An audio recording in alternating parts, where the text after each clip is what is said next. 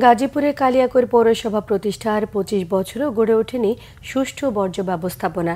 নির্দিষ্ট কোনো ময়লার ভাগাড় না থাকায় পৌরসভার বিভিন্ন এলাকার গৃহস্থালী বর্জ্য প্রতিদিনই ফেলা হচ্ছে সংরক্ষিত বন বিভাগের জমিতে।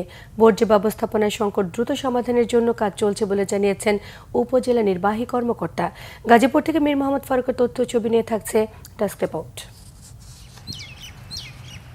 রাজধানীর খুব কাছে প্রথম শ্রেণীর মর্যাদা পাওয়া কালিয়াকৈর পৌরসভায় নেই পরিকল্পিত কোনো বর্জ্য ব্যবস্থাপনা, নেই বর্জ্য ভাগাড়, যার কারণে প্রতিদিনই পৌর এলাকার সব বর্জ্য ফেলা হচ্ছে ঢাকা টাঙ্গাইল মহাসড়কের পাশে সংরক্ষিত বনাঞ্চলে। এতে ছড়াচ্ছে দুর্গন্ধ, বংশবিস্তার করছে মশা মাছি আর হুমকির মুখে জীববৈচিত্র্য। সরকারি সংরক্ষিত বনের বিশাল জায়গা জুড়ে অতিরিক্ত ময়লা ফেলার কারণে বিষক্রিয়ায় মরে যাচ্ছে বনজ ওষুধি সহ উপকারী অনেক গাছ। এছাড়া ময়লার দুর্গন্ধে বসবাসের অযোগ্য হয়ে পড়েছে শিল্প সমৃদ্ধ কালিয়াকৈর পৌরসভা এলাকা। দ্রুত বর্জ্য ব্যবস্থাপনার দাবিতে ক্রমবর্ধমান ক্ষোভের বহিঃপ্রকাশ ঘটছে নাগরিকদের মধ্যে। মানববন্ধন কর্মসূচি করেছেন বাসিন্দারা। এই ময়লার পিছনেই একটি বড় ফ্যাক্টরি আছে, অনেক বড় ফ্যাক্টরি।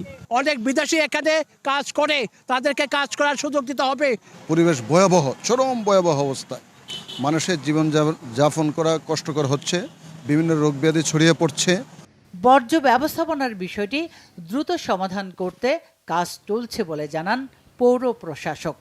আমাদের কালিয়াকৈর পৌরসভা এখন পর্যন্ত সরকারিভাবে নির্ধারিত কোনো জায়গা নেই ময়লা ফেলার। আমরা সর্বোচ্চ গুরুত্ব দিয়ে এই ডাম্পিং স্টেশনটা করার জন্য পদক্ষেপ গ্রহণ করেছি। সেক্ষেত্রে আমাদের সক্ষমতা রয়েছে, আমরা জমি ক্রয়পূর্বক ডাম্পিং স্টেশন করবো ইনশাআল্লাহ দ্রুত সময়ের মধ্যে। আমরা আশা করছি ১-২ সপ্তাহের মধ্যে এটা সমাধান হয়ে যাবে ইনশাআল্লাহ। কারণ আমরা কাজ করছি প্রায় মাসখানেক হয়ে গেল, একটা অগ্রগতি আছে, কিছু কোয়ারি ছিল সেগুলো আমরা মিট আপ করেছি।